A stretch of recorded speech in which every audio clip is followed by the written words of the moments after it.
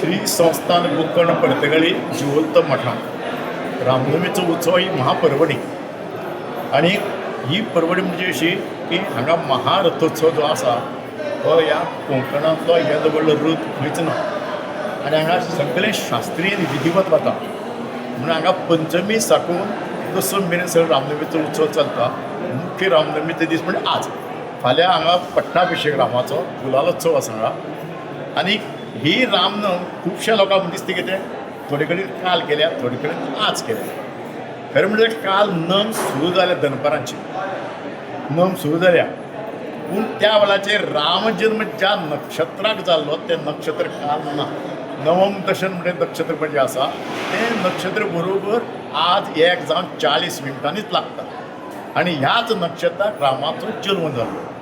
आनी पर्तगाळी मठांत अशी एकच हें आसा आनी की तेव्हा मुहूर्त पळोवन रामाचो जल्म करतात. केन्नाय 12 जाता, केन्ना 12:30 जाता, केन्ना 1:30 जाता, केन्ना 2 जाता. आनी अशे तरेचे त्या मुहूर्ताचेर आमचें अवलंबून आसा, आमगे टायमाचेर अवलंबून ना. बाकी सगळे कडेन कितें कोणाक काल 12 जातात, कोणाक 5 करतात, 6 करतात म्हणून तो उत्सव मनयतात. पूण हांगा सगळे विधिवत इतलेंच न्हय, अयोध्येक ह्याच टायमाचेर आज राम जल्म उत्सव आसा आनी अयोध्येक तसोच हो मुहूर्त पळोवन करतात. नवम दशम ह्यात करतात आनी म्हणून नवमीचे जे दशम नवम जर हें जर आयलें नक्षत्र जर आयलें त्या वेळाचेरूच तो रामजल्म करचो पडटा. आनी रामजल्म पर्तगाळी मठांत फाटलीं 370 वर्सां हो असोच करीत आयल्या. बुद्धाची मनुष्य गिळता त्या निमित्तान मनुष्य श्रेष्ठ मनुष्याकिंता श्रेष्ठ कोण की म्हळ्यार मरण त्या मनशाकच मरण करून घालता. कित्यामुळे मरण आहे पण मनशाक वेगळे मरण आसा.